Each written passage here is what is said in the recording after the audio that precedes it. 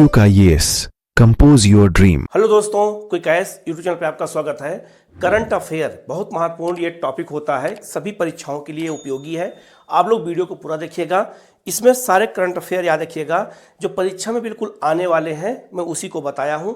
फिर भी कहीं कोई डाउट हो, आपको किसी क्वेश्चन में कोई डाउट हो तो आप क्वेश्चन पूछिएगा, उसका जवाब आपको दिया जाएगा। ठीक है, हम लोग शुरू करते हैं सीधे करंट अफेयर के एक एक न्यूज की ओर और उसको बहुत ध्यान से समझने की कोशिश करेंगे। ठीक है, दो तरीके से करंट अफेयर पढ़ाऊंगा मैं, एक तो आपको व्याख्या के साथ पढ़ाऊंगा और दूसरा क्वेश्चन फॉर्म में पढ़ाऊंगा। तो क्वेश्चन फॉर्म में के साथ साथ व्याख्या जब हम क्वेश्चन करते हैं करंट अफेयर के तो डिटेल में उसके बारे में हम अच्छे से जान सकते हैं। तो पहला क्वेश्चन आपका है, एक स्कीम है आपकी पूंजी आपका अधिकार।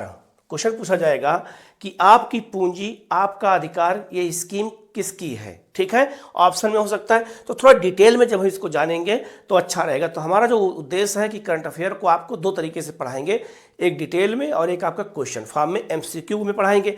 तो अगर ये पहला क्वेश्चन है आपका है आपकी पूंजी आपका अधिकार, ये जो है क्या है, तो लिखा है 6 नवंबर 2025 को भारतीय रिजर्व बैंक ने, तो याद रखना ये किसकी स्कीम है, भारतीय रिजर्व बैंक की स्कीम है। शुरुआत कहां से हुई है ये पूछा जाएगा, तो प्रयागराज से इसको शुरू किया गया है। तो लिखा है 6 नवंबर 2025 को भारतीय रिजर्व बैंक ने प्रयागराज में आपकी पूंजी आपका अधिकार अभियान शुरू किया है, जो नागरिकों को निष्क्रिय बैंक खातों में जमा धनराशि की वापसी में सहायता करेगा। बहुत सारे खाता ऐसे हैं जो निष्क्रिय हो चुके हैं, उनमें जो है पैसे के लेन देन ना होने की वजह से जो है वो पैसा उसमें वैसे रह गया है, निष्क्रिय हो गए हैं। इसीलिए उसका नाम क्या है, आपकी पूंजी आपका अधिकार। ये बहुत महत्वपूर्ण पॉइंट है, इसको याद रखना है। ये स्कीम किसकी है, तो भारतीय रिजर्व बैंक की है और ये कहाँ शुरू किया गया है, तो प्रयागराज में शुरू किया गया है। ठीक है, तो ये बहुत महत्वपूर्ण है, इसको हमें अच्छे से याद रखना है। अब देखिए यहाँ पर एक एक पॉइंट को मैंने अलग अलग इसीलिए बताया कि ये स्कीम किसकी है, किसके माध्यम से इसको शुरू किया गया है। तो राष्ट्रीय पहल क्या है इसकी, या भारत सरकार के वित्त मंत्रालय और प्रमुख नियामकों जैसे RBI, सेबी, IRDIA, PFRDA के समन्वय से इसको प्रारंभ किया गया। तो इसमें बहुत सारे संस्थाओं को इसमें मदद ली गई है। तो किन किन संस्थाओं की मदद ली गई है, ऐसा क्वेश्चन करंट अफेयर में कैसे पूछा जाता है, वाक्य बना के क्वेश्चन पूछ दिया जाता है। तो इसीलिए हमें ऐसे क्वेश्चन पे ऐसे ही तैयारी रखनी पड़ती है, जैसे अगर क्वेश्चन इस तरह से आए तो गलत ना होने पाए। ठीक है, क्योंकि आजकल क्वेश्चन जो है डायरेक्ट नहीं आते हैं, वाक्य बना करके सेंटेंस बना करके आपसे क्वेश्चन पूछे जाते हैं।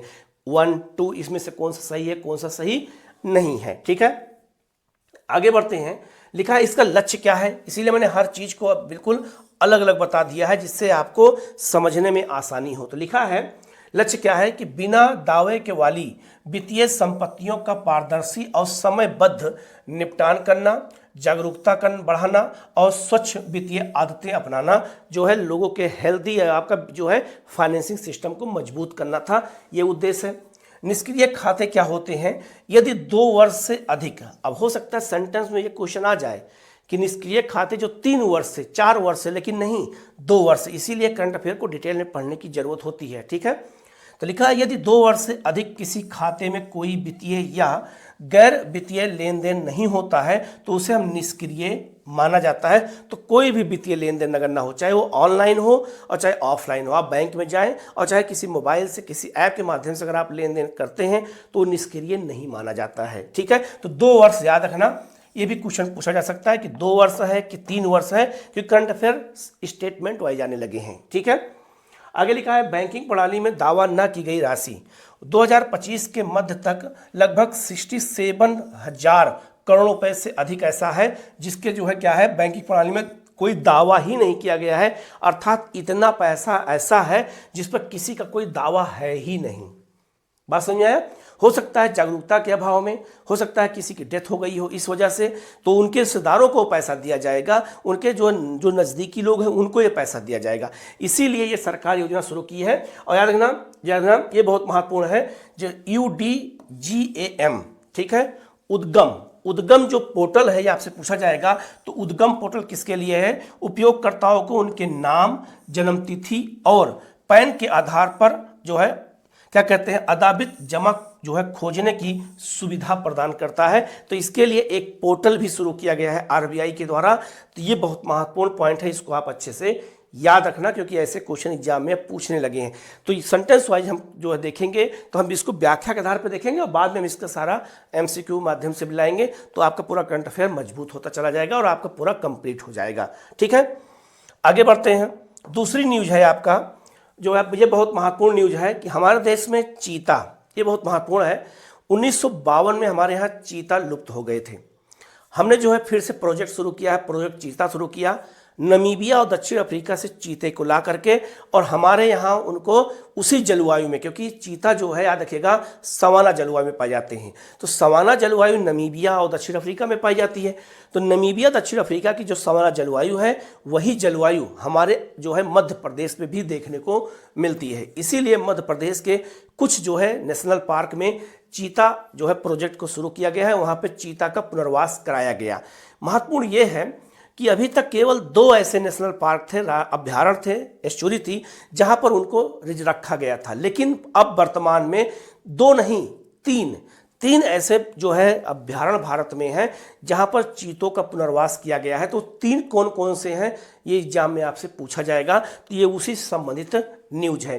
ये भी याद रखिएगा, कहीं नोट कर लीजिएगा कि भारत में चीता 1952 से लुप्त हो गए थे। किस देश से लाया गया? नमीबिया और आपका दक्षिण अफ्रीका से। तो लिखा है नौरा देही अभ्यारण्य भारत का तीसरा चीता आवास हो गया है। तो चीता आवास के लिए भारत में 3 अभ्यारण्य हो चुके हैं। तीसरा कौन सा है? क्या देना? नौरा देही अभ्यारण्य। अभी पूछा जाएगा ये कहां पर है, 2 और कौन कौन से कहां पर है, इन्हीं चीजों को हमें ध्यान से देखने की जरूरत होती है। ठीक है, लिखा है कि 5 नवंबर 2025 को मध्य प्रदेश सरकार ने घोषणा की है कि नौरा देही वन्य जीव अभ्यारण्य को कूनो राष्ट्रीय उद्यान और गांधी सागर अभ्यारण्य 2024 के बाद भारत का तीसरा चीता आवास बनाया जाएगा। अब भारत में चीता आवास के लिए 3 केंद्र हो चुके हैं। कौन कौन से? तो पहला आपका कौन था? कूनो राष्ट्रीय उद्यान 2022 में इसको बनाया गया था, ये आपके लिए बहुत महत्वपूर्ण है। दूसरा 2024 में बनाया गया था गांधी सागर अभ्यारण्य, और अब तीसरा 2026 में बना दिया गया, 25 में बना दिया गया। कौन सा? क्या देखना? नौरा देही अभ्यारण्य भारत का तीसरा हो गया है। तो 3 ऐसे नेशनल पार्क हो चुके हैं, अभ्यारण्य हो चुके हैं जहां पे चीतों का पुनर्वास किया गया है। चौथा अभी कोई नहीं है। तो ये बहुत महत्वपूर्ण पॉइंट है, आप इनको अच्छे से याद रखना। इन तीनों के नाम आपको याद रखने होंगे जहां पे चीतों का पुनर्वास कराया गया है। ठीक है, आगे देख लेते हैं स्थान कहाँ है। तो जो नौरा देही अभ्यारण्य सागर है, यह सागर जिला और दमोह और नरसिंहपुर जिलों में स्थित है। तो 3 जिलों में फैला हुआ है, सागर जिला में, दमोह जिला में और नरसिंहपुर जिले में, अर्थात ये एमपी स्टेट में है। ठीक है, दूसरा ये बहुत महत्वपूर्ण है। आगे लिखा है भौगोलिक स्थिति। तो लिखा है यह ऊपरी विंध्य पर्वतमाला में है। तो विंध्य पर्वतमाला के आसपास, सतपुड़ा के आसपास, मैकाल पर्वत के आसपास के जो क्षेत्र हैं वो याद रखना सवाना जलवायु की तरह ही वहाँ की जलवायु पाई जाती है, इसीलिए उनको वहाँ पर रखा गया, इसीलिए उनको वहाँ पर चुना गया है। ठीक है, आगे लिखा है यह जो है विंध्य पर्वतमाला में स्थित है और गंगा और नर्मदा नदियों घाटियों को जोड़ता है। जैविक गलियारा क्या है? याद रखना मध्य प्रदेश में पन्ना और सतपुड़ा के बीच जैविक गलियारे के रूप में कार्य करता है, और यह अप्रत्यक्ष रूप से जो है बांधवगढ़ और रानी दुर्गावती अभ्यारण्य से जुड़ा हुआ है, जहां पर इस चीते को रखने का तीसरा जो है अभ्यारण्य चुना गया है। ठीक है, तो इसको ये बहुत महत्वपूर्ण है, इसको आप अच्छे से याद रखना। प्रोजेक्ट जो चीता शुरू किया गया था 2022 में इम्प्लीमेंट हुआ था, लेकिन 20 में इसकी घोषणा हुई थी।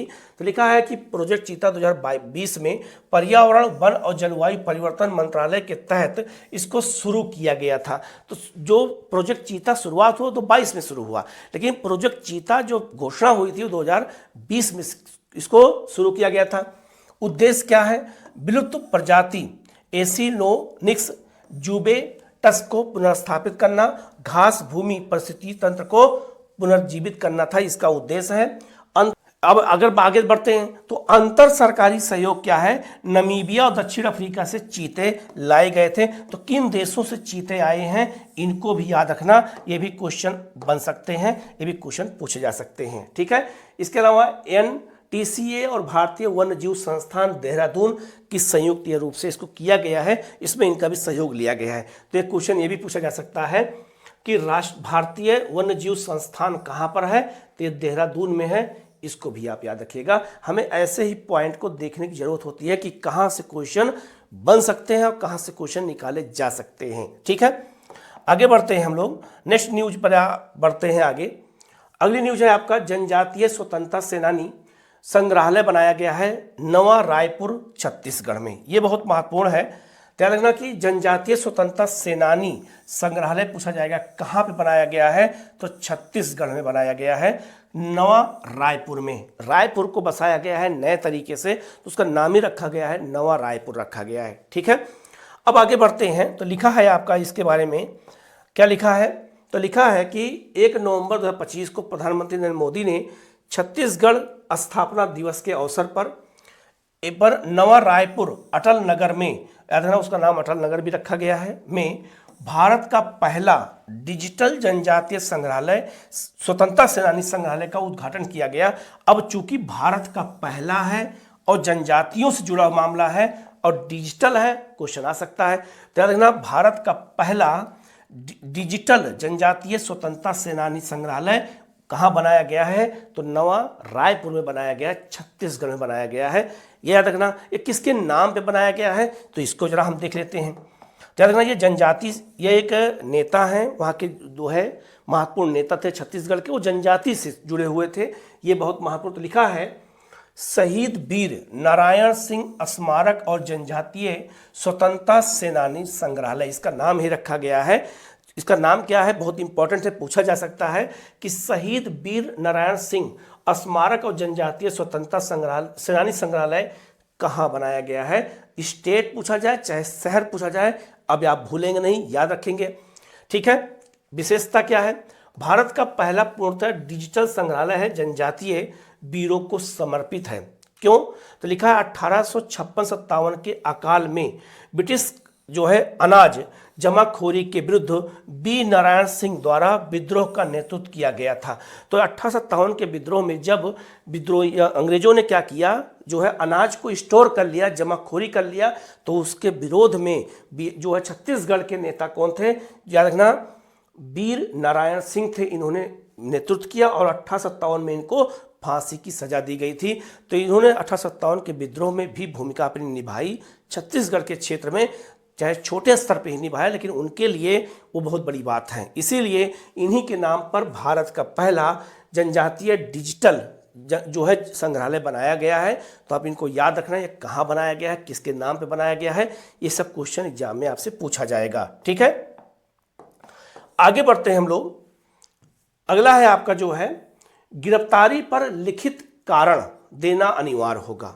अब याद रखना, अगर हम किसी को, अब पुलिस किसी को अगर गिरफ्तार करती है, सुप्रीम कोर्ट का ये क्या है, निर्णय है कि गिरफ्तारी पर लिखित कारण देना अनिवार्य हो जाएगा। ये अपने आप में बहुत बड़ा डिसीजन है, सुप्रीम कोर्ट का है, इसलिए यहाँ से क्वेश्चन आपसे पूछा जाएगा। क्या डिसीजन है, संविधान में इसके लिए प्रावधान कहाँ किया गया है, इसी के बारे में हमें जानना है। ठीक है, तो क्या निर्णय लिया गया है, तो लिखा है 5 नवंबर 2025 को भारत के सुप्रीम कोर्ट ने निर्णय दिया है कि पुलिस और जांच एजेंसियों को गिरफ्तारी के तुरंत बाद आरोपी को लिखित में गिरफ्तारी का कारण बताना अनिवार्य होगा। पहले ऐसा नहीं था, अब लिखित में आरोपी को बताना होगा कि हम आपको क्यों गिरफ्तार कर रहे हैं, क्योंकि सुप्रीम कोर्ट का निर्णय है और संविधान की व्याख्या करने का अधिकार, संविधान की सुरक्षा का अधिकार सुप्रीम कोर्ट को प्राप्त है। ठीक है, चाहे गिरफ्तारी किसी भी अपराध या कानून के तहत हो, चाहे जैसे भी गिरफ्तार किया गया होगा, अब लिखित में ये बताना अनिवार्य हो जाएगा, निसेसरी हो जाएगा। ठीक है, तो आप इसको अच्छे से याद रखना।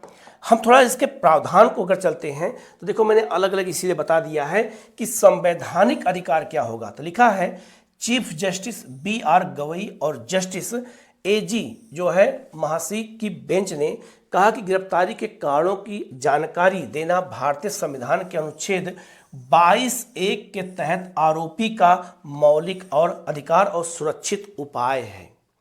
ये बहुत महत्वपूर्ण है।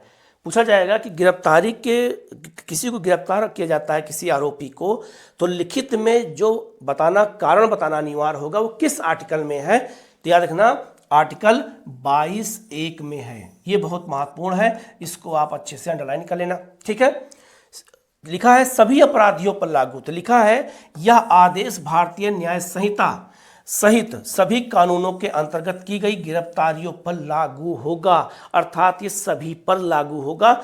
ऐसा नहीं है कि किसी एक दूसरे पर लागू हो, हर प्रकार के अपराधियों पर यह व्यवस्था लागू की गई है। ठीक है, असाधारण परिस्थिति क्या है, यदि तुरंत लिखित कारण देना संभव ना हो तो आरोपी को मौखिक रूप से बताया जाएगा। ठीक है, अगर मान लो किसी कारण से कोई ऐसी विपत्ति आ जाए या कोई ऐसा कारण जहां लिखित सूचना भी देना संभव नहीं है तो उसको मौखिक रूप से बताना जरूरी है। ये क्या किया गया है, एक असाधारण परिस्थितियों में एक छूट दी गई है एजेंसियों को, पुलिस को।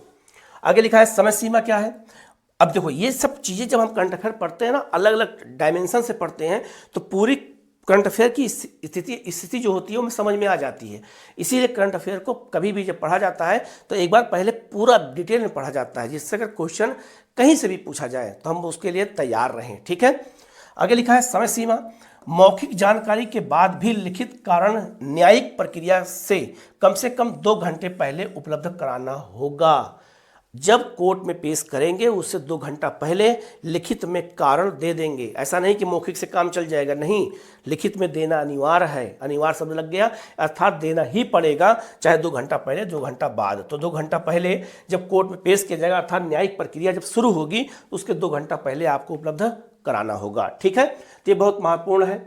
आगे लिखा है 22(1) क्या कहता है, भारतीय संविधान का अनुच्छेद 22(1) कहता है कि किसी भी व्यक्ति को गिरफ्तार या निरुद्ध किए जाने पर उसे गिरफ्तारी के कारणों की जानकारी दी जाएगी और उसे अपनी पसंद के विधिक परामर्शदाता से परामर्श लेने का अधिकार भी होगा, अर्थात वो वकील कर सकता है, वकील से परामर्श भी ले सकता है। ठीक है, कहाँ कहा गया है 22(1) में, तो 22(1) अब आने वाले जो है 6 महीने कोई भी पेपर होगा इंपॉर्टेंट रहेगा, तो आप इसको अच्छे से नोट कर लेना, ये क्वेश्चन एग्जाम में आ सकता है। ठीक है, आगे बढ़ते हैं।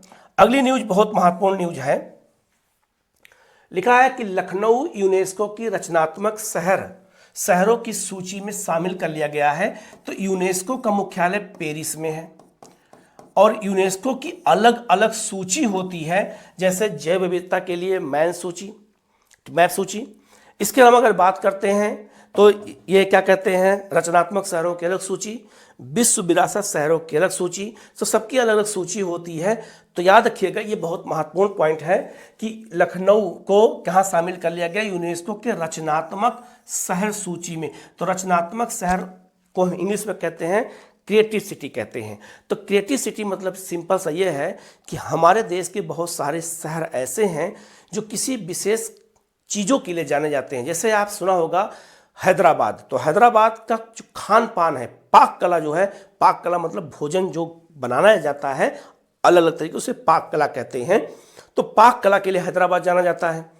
सुना होगा नवाबों का शहर लखनऊ है, तो लखनऊ में और भी कुछ होगा।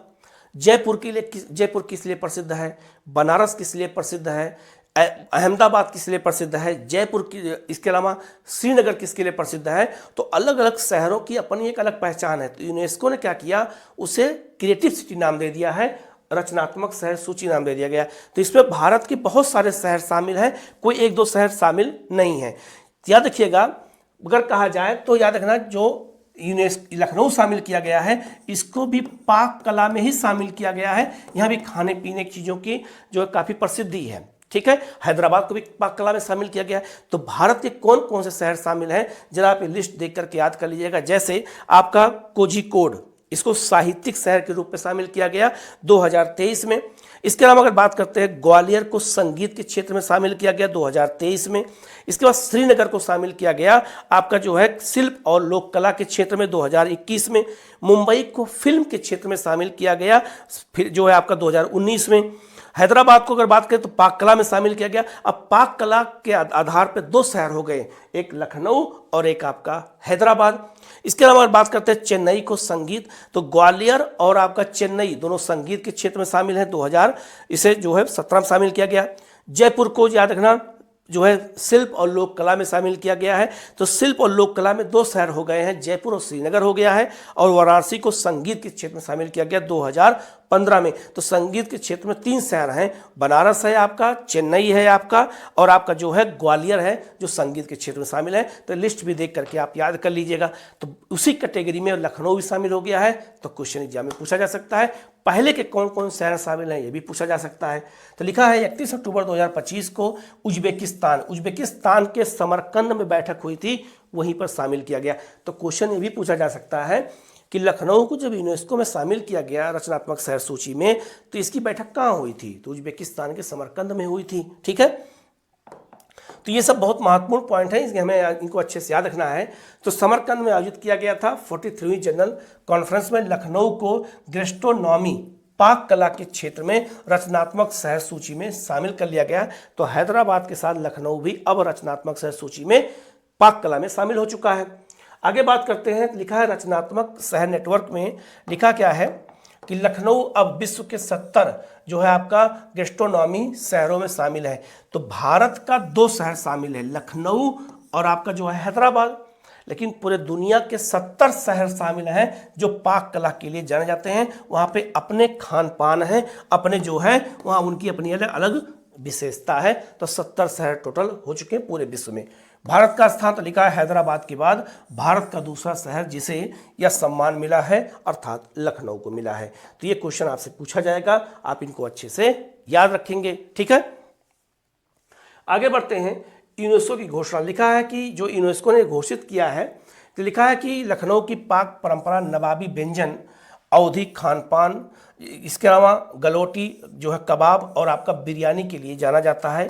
ये बहुत महत्वपूर्ण है। इसके अलावा अगर बात करते हैं तो क्रिएटिव सिटी नेटवर्क की जो शुरुआत हुई थी वो 2004 में शुरू हुआ था। आप ये भी याद रखना, इसमें जो है शहरों को उनके सांस्कृतिक पहचान के आधार पर, खान पान के आधार पर शामिल किया जाता है। तो इसको आप नोट कर लीजिएगा, यहाँ से क्वेश्चन पूछा जाएगा। ठीक है, हम लोग आगे बढ़ते हैं। अगली न्यूज है आपका अंतर्राष्ट्रीय न्यूज है, दक्षिण चीन सागर। याद रखिएगा, दक्षिण चीन जो सागर है ये विश्व का सबसे बड़ा सागर है। ये विश्व का सबसे बड़ा सागर है, महासागर नहीं है, सागर है, प्रशांत महासागर के अंतर्गत आता है। दक्षिण चीन सागर को लेकर के काफ़ी विवाद है। चीन और वहाँ के पड़ोसी जैसे वियतनाम, फिलीपींस, ताइवान, इन सब देशों के साथ काफ़ी विवाद है। तो दक्षिण चीन सागर में चीन का तैरता कृत्रिम द्वीप बनाया गया है।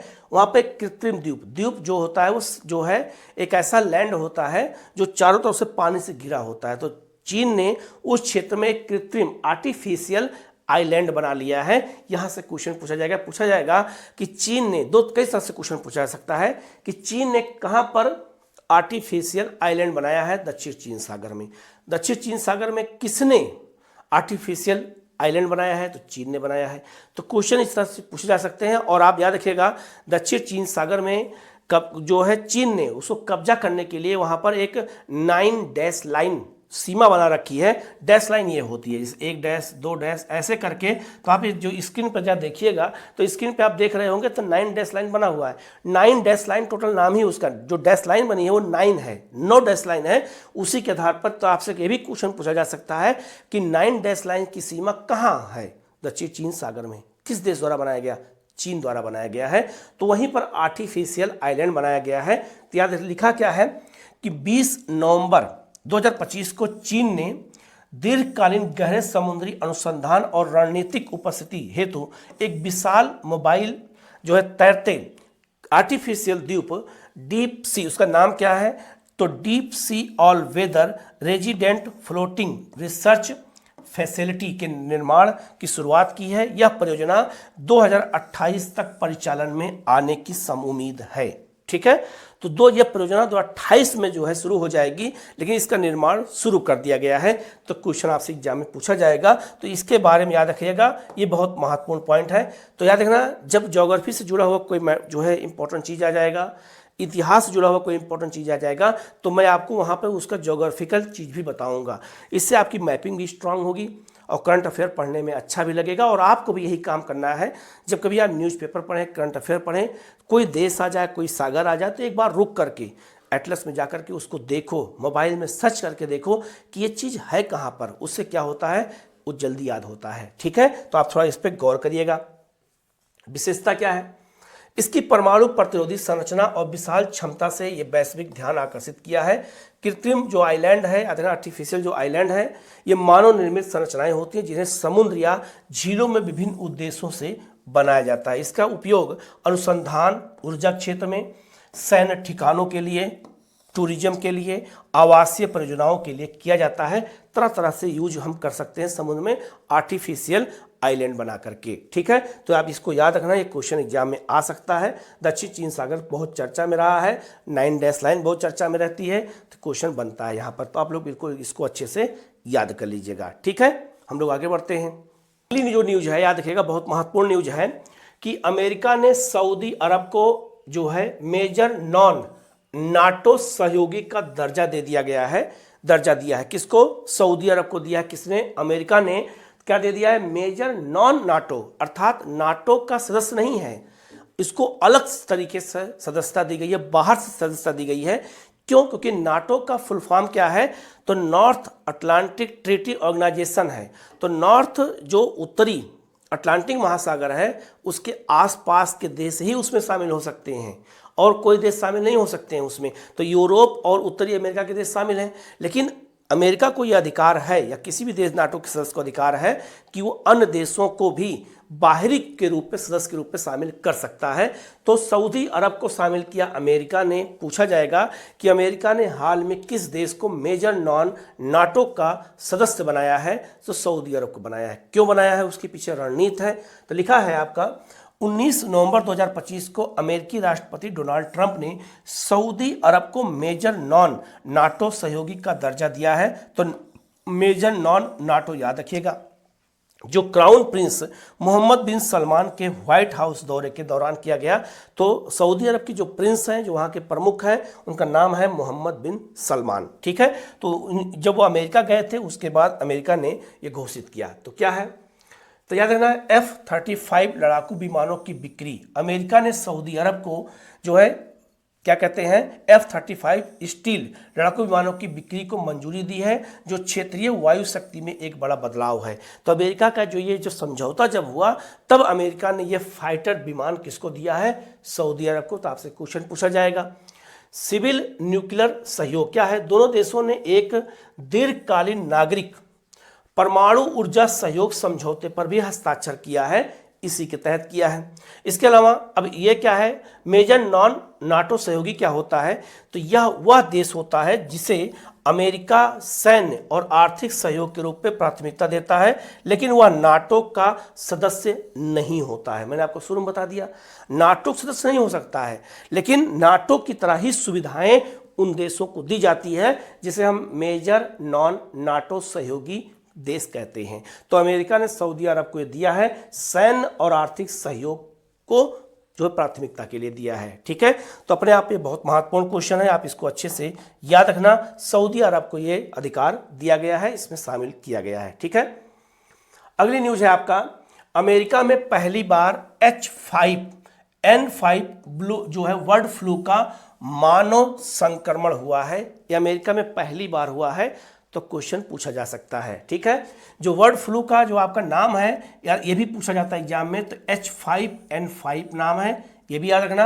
अब चूंकि अमेरिका में पहली बार है, तो क्वेश्चन यहाँ से पूछा जाएगा। ठीक है, तो लिखा है 18 नवंबर 2025 को संयुक्त राज्य अमेरिका ने H5N5 स्ट्रेन के पक्षियों से होने वाले इन्फ्लुएंजा, याद रखना ये बीमारी वाहक कौन है, पक्षी हैं, पक्षियों से मानव में संक्रमण होता है।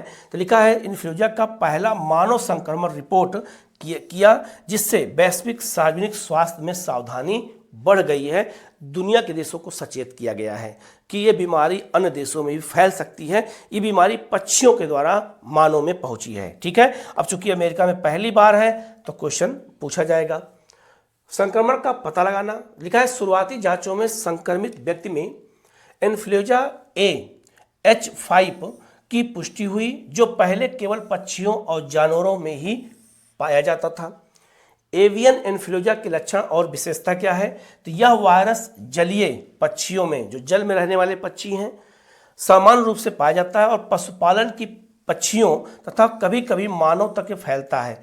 H5 जैसा स्ट्रेन उच्च रोगजनक हो सकता है जो पक्षियों में तीव्र मृत्यु का कारण बन सकता है।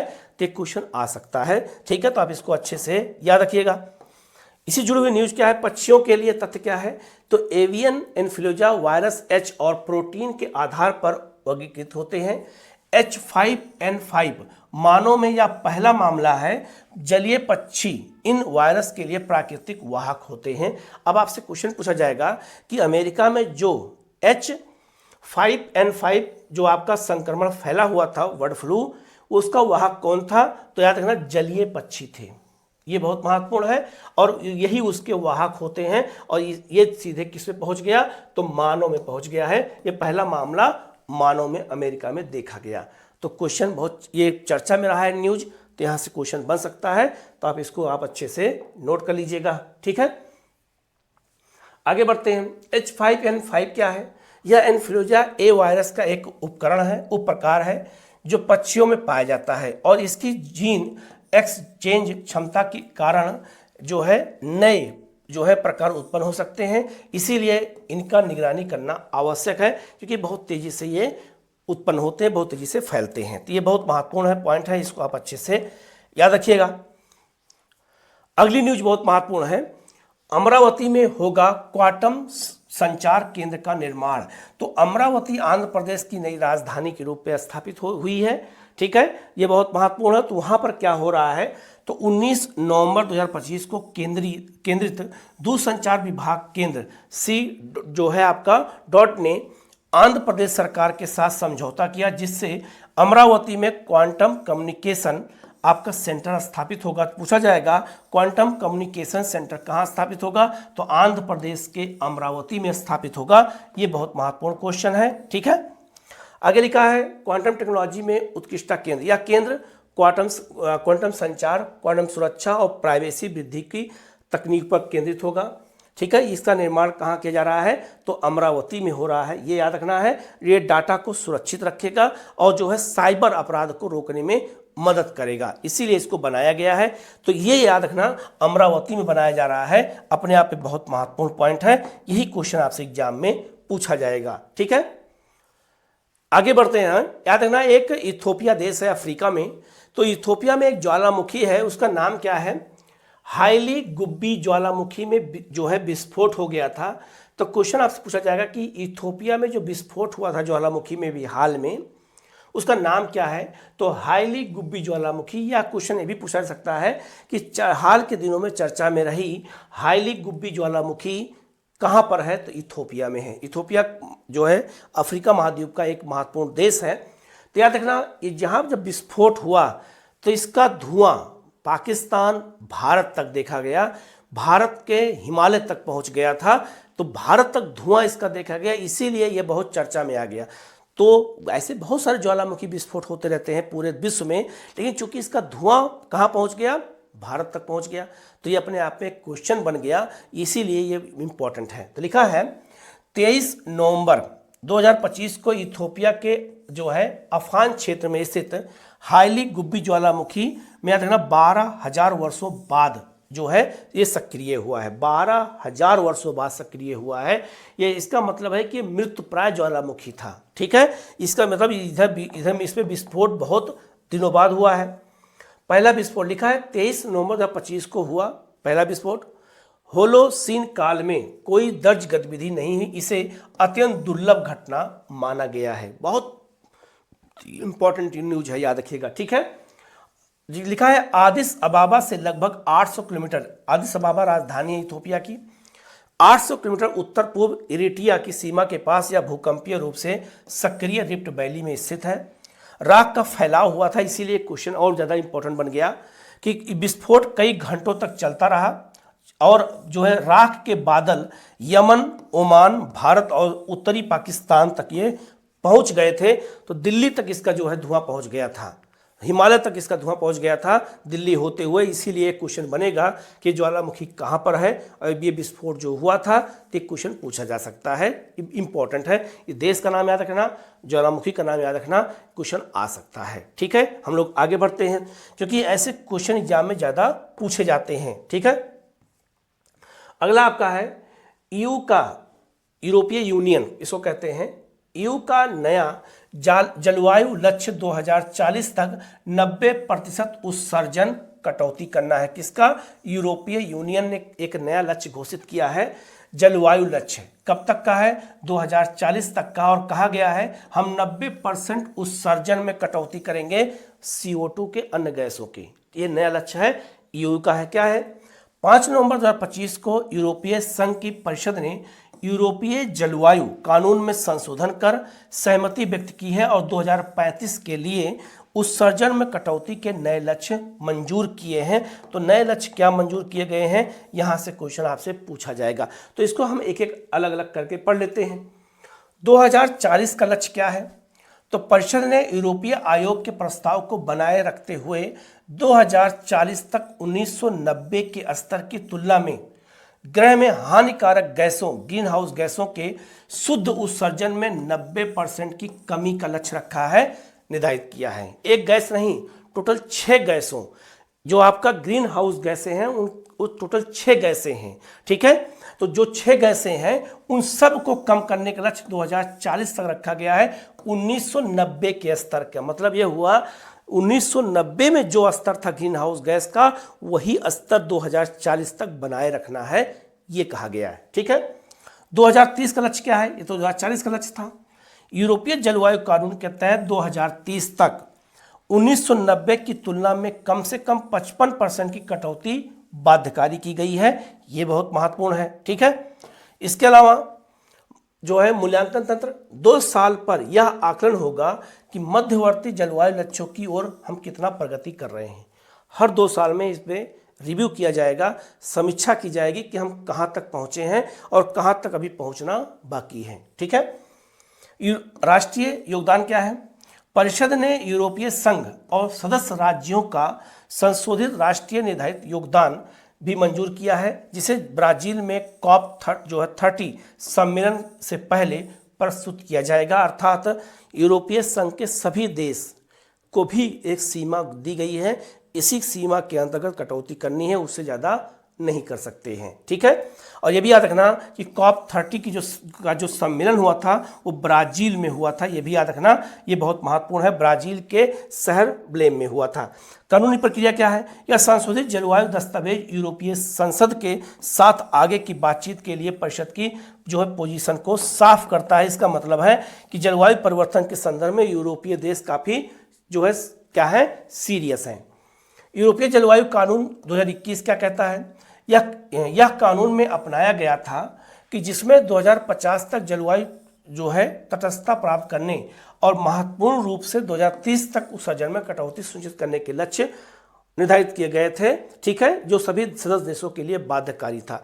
तो 2021 में ये कानून बनाया गया था, लेकिन उसमें संशोधन कर दिया गया और 2025 में जो कानून बनाया गया उसमें 2040 कर दिया गया है, जो 2050 था। ठीक है, तो चूंकि यूरोपीय आयोग ने निर्णय लिया है, परिषद ने निर्णय लिया है, तो ऐसे जलवायु परिवर्तन से जुड़े हुए क्वेश्चन एग्जाम में पूछे जाते हैं, तो आप इसको अच्छे से याद कर लीजिएगा। ठीक है, आगे पढ़ते हैं। अगली न्यूज है आपका जलवायु परिवर्तन प्रदर्शन सूचकांक, जो है CCPI 2026 की रिपोर्ट आई है कि कौन सा देश जलवायु परिवर्तन के संदर्भ में प्रदर्शन अच्छा कर रहा है और कौन सबसे खराब कर रहा है। इस आधार पर रिपोर्ट तैयार की जाती है।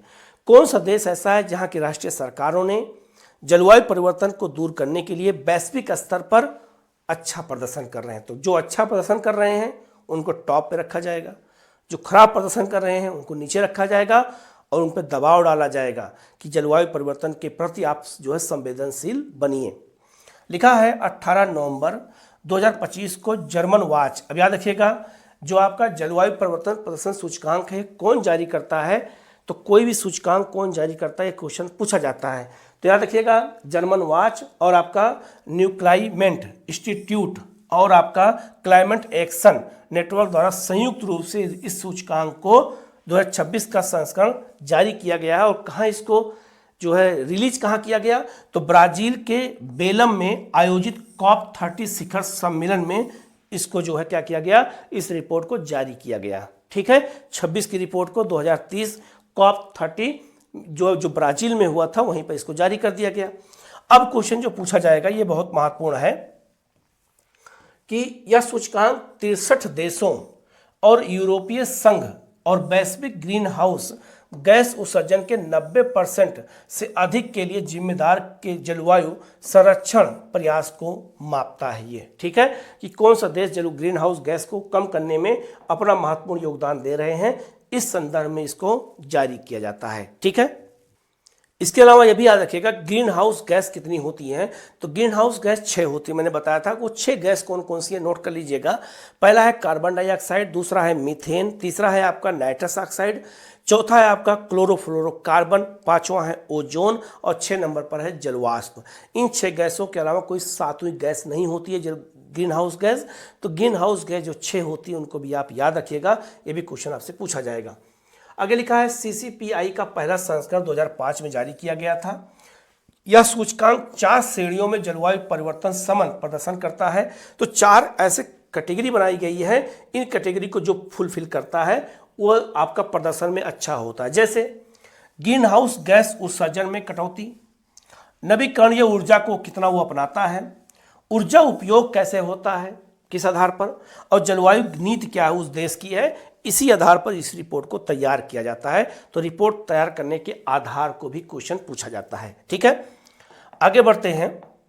आगे लिखा है कि सूचकांक में भारत की स्थिति क्या है, तो वैश्विक रैंक क्या है कि भारत इस वर्ष CCPI सूचकांक में अपनी पिछली रैंकिंग 10वें स्थान से 13 स्थान गिर करके कितना अंक मिला है भारत को, ये भी पूछा जाता है, अंक भी पूछा जाता है। तो 61.31 अंक के साथ 23वां स्थान मिला है। तो भारत इस बार जलवायु परिवर्तन प्रदर्शन सूचकांक में CCPI में 23वें स्थान पर है। 13 स्थान की गिरावट हुई है, 10वें नंबर पे था। तो ये बहुत महत्वपूर्ण क्वेश्चन है, याद रखिएगा, क्योंकि गिरावट हुई है इसका मतलब क्वेश्चन बनेगा। ठीक है, भारत उच्च प्रदर्शनकर्ता श्रेणी से अब मध्यम जो है प्रदर्शन करने वाले देशों की श्रेणी में चला गया है। तो हम याद रखना हमारा जो श्रेणी था, जो रैंक था, वो भी कम हो गई है और साथ साथ में आपका स्टेटस भी कम हो गया है। तो उच्च प्रदर्शनकर्ता से हम कहाँ पहुँच गए, मध्य में पहुँच गए हैं। तो ये भी अपने आप में बहुत महत्वपूर्ण क्वेश्चन बनेगा।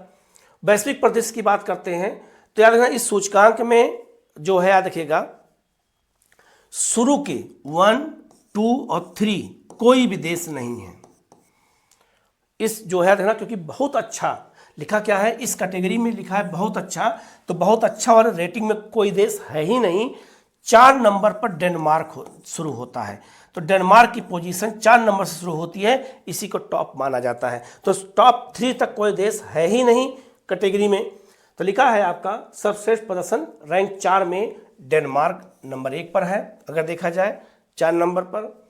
इसके अलावा यूनाइटेड किंगडम और आपका मोरक्को 5वें और 6ठे स्थान पर है। तो मोरक्को अफ्रीका का जो देश है इसकी भी रैंक अच्छी है, ये भी जलवायु परिवर्तन प्रदर्शन सूचकांक में अच्छा काम कर रहा है। ठीक है, इसके अलावा सबसे निचला स्थान किसका है, सबसे नीचे स्थान याद रखिएगा सऊदी अरब का 67 है और ईरान का 66 है। तो सबसे अंतिम स्थान पर सऊदी अरब है, ये भी अपने आप में बहुत महत्वपूर्ण बनेगा। ठीक है, कॉप के बारे में बात कर लेते हैं। याद रखना कॉप जो मीटिंग होती है उसके बारे में थोड़ा बात कर लेते हैं। तो इसका नाम है कॉन्फ्रेंस ऑफ पार्टीज, इसे शॉर्ट फॉर्म में कॉप कहते हैं, COP।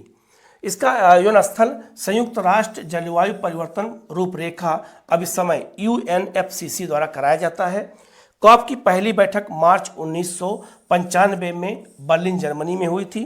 कॉप 29 जो बैठक हुई है वो जो है ना बाकू अजरबैजान में 24 में हुई थी। कॉप 30 की बैठक 25 में याद रखना ब्राजील के बेलेम में हुई थी। ये बहुत महत्वपूर्ण है, यहाँ से क्वेश्चन आपसे पूछा जाएगा। ठीक है, तो जो इंपॉर्टेंट न्यूज़ थी करंट अफेयर की, इसी तरह की न्यूज़ मैं लगातार लाता रहूँगा। व्याख्या के साथ भी और आपका एमसीक्यू के साथ भी। तो आप हमारे साथ बने रहिएगा, ठीक है। तो हम लोग इसी तरह की भी आपको जो है करंट अफेयर पढ़ाते रहेंगे। कहीं कोई डाउट हो, किसी क्वेश्चन में कोई डाउट हो तो आप जो है मैसेज करके पूछिएगा, और इसका पीडीएफ हमारे जो एग्जाम वेब और टेलीग्राम चैनल पे दोनों पर मिल जाएगा। तो आप लोग जो है इसको अच्छे से देखिएगा, कहीं कोई डाउट हो तो आप पूछिएगा। Okay, thank you.